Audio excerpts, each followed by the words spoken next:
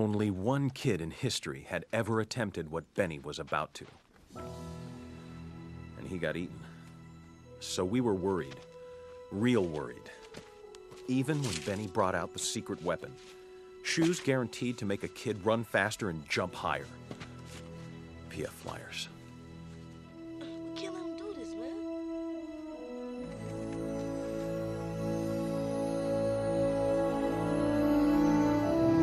All right, ladies and gentlemen, welcome back into the Slate Lace Podcast. Happy Hump Day. Happy Wednesday. We hope you have been doing well. We certainly have been watching a couple films. So as you know, this is going to be a film review episode. Well, yeah, the shoe's not there. There you go. Way to point it out. You know. No Jordan 1? Nope. You know what it's about. Then it's a movie. Yeah, so last week or 2 weeks ago, 2 episodes ago, we did a trailer reaction to the movie I'm Thinking of Ending Things. Blair's already looking some kind of way because we both kind of felt similar about this one in that wasn't too entertaining, wasn't too good. I'm with a no. Blair did find some positives. Yeah, absolutely. So obviously, us being film people, I try to almost never put down a film. Okay. Like ever. I will always try to find anything to say about it, even if it's Baby Geniuses 2, you know what I mean? I'm going to find something. And I don't know about how much of that is true, because I feel like there's some films that I like and you just shut them down. No, like I said, I'll try to find a positive moment or something in it. So well, Baby Geniuses 2 was lit. I still can't believe you saw that in theater, but anyways, it's for another day. I really do want to like this movie because I can't remember everything I said in the initial trailer reaction, but I said it did have the Shining vibe. It had the Fargo vibe. Now, watching this film, it didn't really have any of that. Yeah. It was extremely different. Yeah, let's not go too much into it right now, but because we're going to get more into the review. But the trailer, go ahead to your reaction. Sorry, continue with your reaction to the trailer. I just don't want to get too much. Yeah. I just think that the vibe was slightly different than what I actually had anticipated. So, I think it was interesting. Yeah. My trailer reaction, I was really excited about it. So that's the kind of bumming part. I went into it with a positive mindset and was let down pretty much within the first 15, 20 minutes, in my opinion. Okay.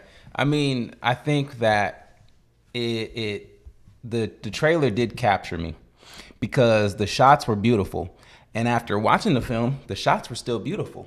Okay. So that's a positive? That's going to be a positive for you? Yeah, but I got a few. All right. So let's get in more to the nitty gritty. The film is I'm Thinking of Ending Things. It stars Jesse Plemons and Toni Collette. Shout out like Mike. Yeah, exactly. That's all you know him from, huh? Ox don't listen to Biddleman, yeah. And then Jessie Buckley. So we're basically following a couple. More of the young woman. She's kind of the main character. We hear her inner monologue throughout. Yeah. And basically it's on a journey to meet his parents. And then she kind of is reassessing her feelings about him and reassessing her, herself as well. So we're on that journey with her, and we don't necessarily know the destination, or I don't know the destination at the end of the film. So like I was telling Blair, much like our review of You Should Have Left, I'm Thinking of Ending Things, we should have ended this movie. That was just my biggest takeaway. Yeah, that's definitely how you felt. That's what you were telling me. It just didn't do it for me. Yeah. But yeah, so that's the kind of the summary. And then Blair, let's touch on where it fell short for you. I found it challenging to get locked in on this film.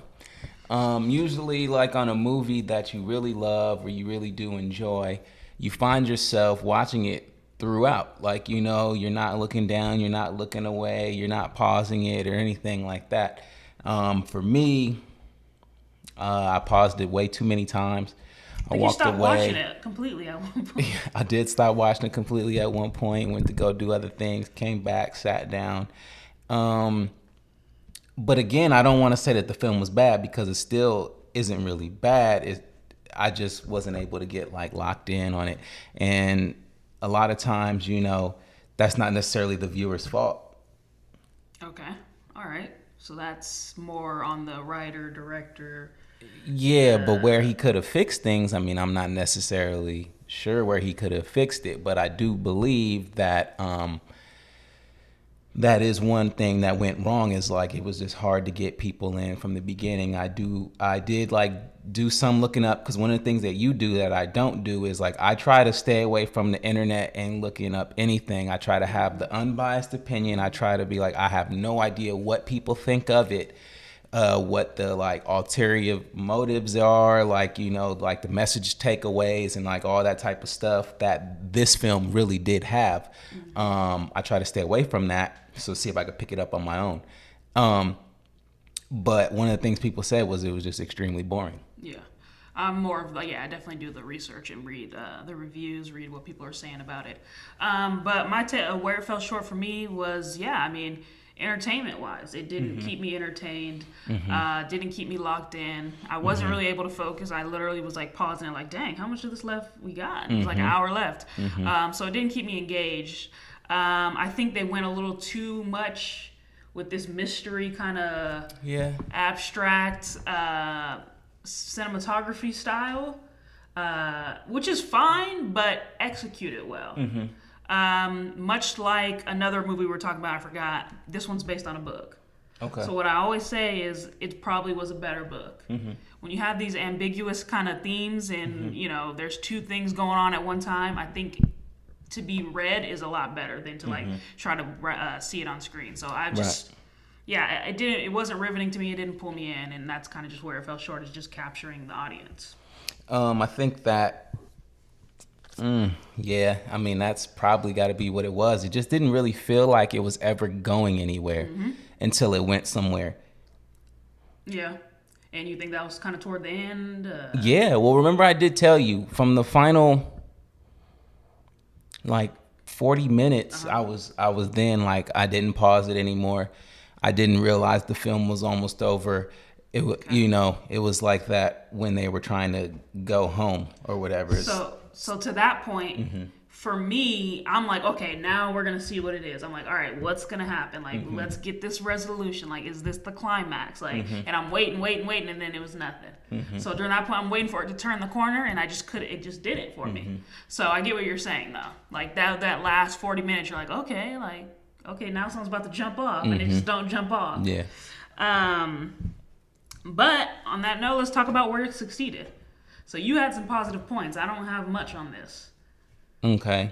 Well, can I just say one thing that I did not like before I say that? Yeah, let's go. The thing is that I didn't like hearing her thought process. Oh, you didn't? I didn't. I've always been sort of like taught, and again, there's really no rules to this type of thing, so you're obviously able to do whatever it is that you choose to do in film. But I was always told like that's like what you just don't do, because it's one of the things where it's like if you're paying attention to the film, you should be able to read the emotion and what the characters are feeling even when they're not saying it.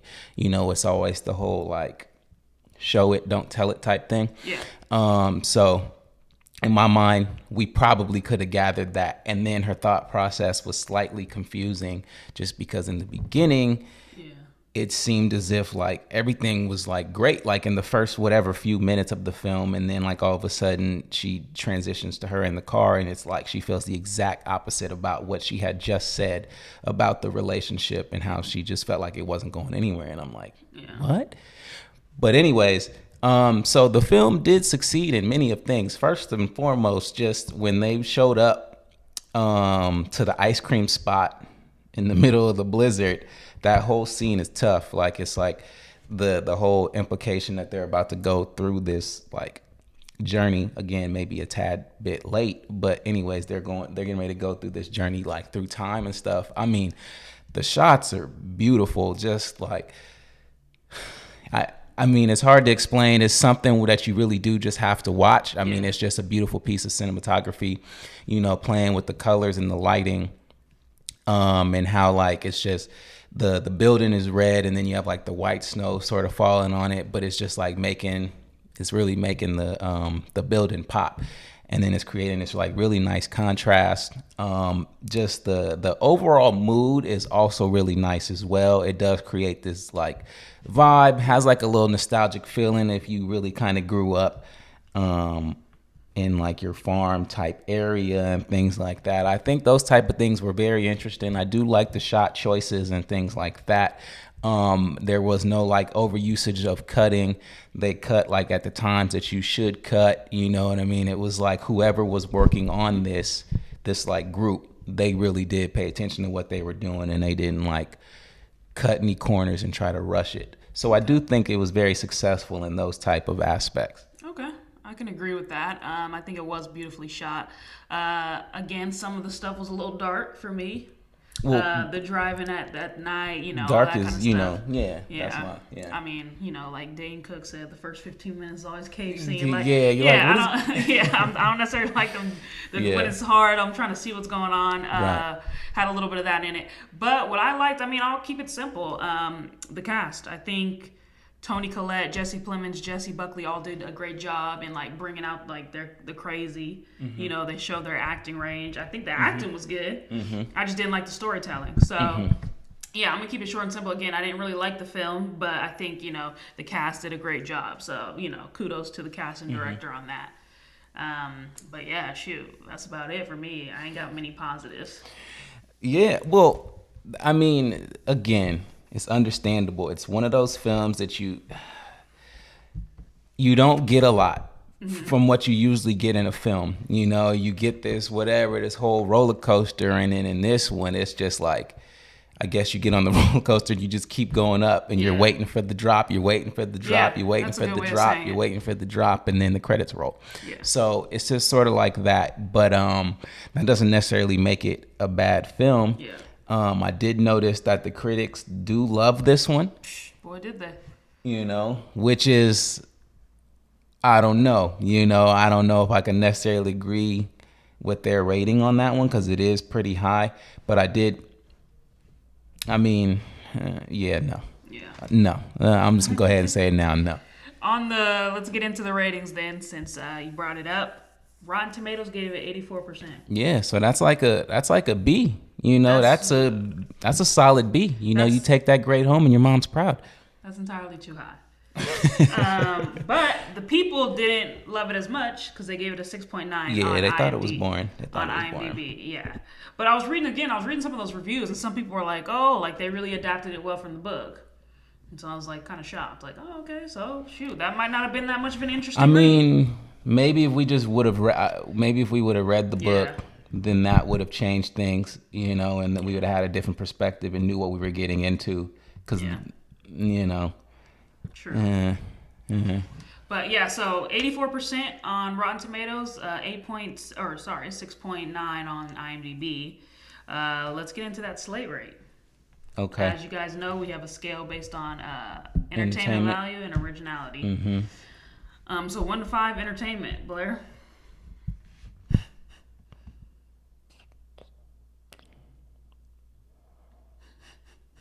Why is this taking so long? I'm gonna have to just go ahead and give it a 1 as far as entertainment goes. Yeah. It hurt. Nah, it hurts. I don't like to do movies like this. It hurts. I'm gonna give it a 1. I feel like you do kind of like to do movies like this, though. Nah, it depends. You have movies where you super hard on them. When there's movies that look like there's no effort that's been put in, yes, I will ride and poo-poo them all day. But you can tell work was put in on this. Like, it's a lot of stuff, and this is tough. Like, you're like, dang, like, they did that. Yeah. But just as the overall, it's like cohesive as a unit, I got to give it a 1. Yeah. And then as far as originality and everything goes, I got to give it a 5. Okay. I got to give it a 5. It is unique. Yeah. You haven't seen anything like it? It's extremely unique. I even like I like how they insert the animation and things like that. Yeah. You know, and it's like playing with these two realms and stuff. And yeah, I mean, I got to go ahead and give it that. And then once I did eventually research and see what the director's overall message was and what he was trying to do, yeah, Okay. yeah, it's a 5. Gotcha. So it's what 6 out of 10. So you right in there with the people. Yeah. Entertainment value for me is a 1 as well. Just didn't do it. I've never in my life like paused and been like, how much longer do I have left? Like that's never happened until I saw this movie. So it was just couldn't do it. And then originality, I'm gonna give it just 1 more down, so I'll probably give it a 4 just because it is based on that book. You can't knock them for adaptation, but to me, it's not technically super original. Yeah. So what I have it at a 5 out of 10. So. But you got to remember, as a director, he does that a lot. He's got like a lot of those little weird little flicks. Is Kaufman? Yeah. Yeah. Okay. Yeah. So- Sorry, I forgot to say. Yeah. So he sort of does that. That's Okay. his thing. So you know his style as well. I think I did see a couple things when I was going through for the pod, but then this is probably true to him. So 5 out of 10, 6 out of 10. We're right in there with the people. The critics obviously saw something that we didn't see. Like Blair mentioned, maybe they're basing him based on his style, basing in the movie based on his style, and rating him that way. Like the allegories and things like that, and all, they just like they like movies where there's deeper meaning to it. And, the critics do and eat that stuff up. Yeah, and they like to use like extensive big words and things like that. Stuff where you like got to pause and be like, hang on, let me Google this real quick. Like, let me research this, because if I don't get this, then I won't understand what happens 20 seconds later and things like that. Film critics eat that type of stuff up. I live by the keep it simple, stupid Right. rule, and I just like these A, B, C, Right. D. Well, yeah, so the typical film goer, they don't want to research and they don't want to do just wanna those be things, and entertained. they want to exactly. If I'm in a scary movie, I want to be scared. I want to laugh in a comedy. Like that's it. Like you don't need to be having me on this journey. I'm looking into things, Right. and that's what. But this the movie critics does are well. cinephiles, so that's what they do. They Pick it apart. Yeah. Yep, agreed. So that's our take on it. If you got the time, I guess check it out. But I mean, I would just save a good movie night and check out something else. I want something else, huh? Yeah, definitely. But what we got next is Devil All the Time.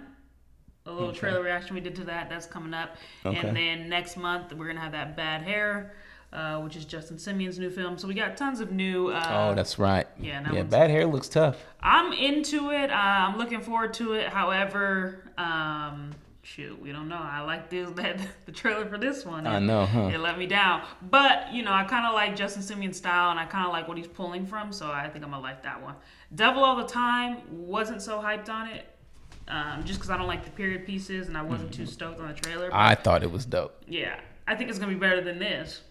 Yeah, without a doubt. Yeah. Without a doubt. And again, it's going to be another, A-list cast, so it's going to be, good acting. So that's what we got next. We got a couple more film episodes. Definitely got some sneaker stuff coming your way. So hang in there with us. Participate in the Movie Line Mondays that we'll be doing. We'll be coming back next Monday with a new quote for you guys to guess. If we ever get some followers, maybe we can do some kind of giveaways, some competitions, some posters, something. That's why y'all gotta follow us. I mean, I got stuff that I haven't Blair got touched. stuff on deck, unboxed, in the box, pristine condition. So yeah, I mean, If you guys and wanna- I don't have any intent on really doing anything with them. At least so I'm thinking. The man So, got some stuff, all right? So stick in there, hang in there with us, and then follow us on the gram. Like and subscribe. Tell your friends to do that as well. It's the Slate Lace Gang, guys. We're out.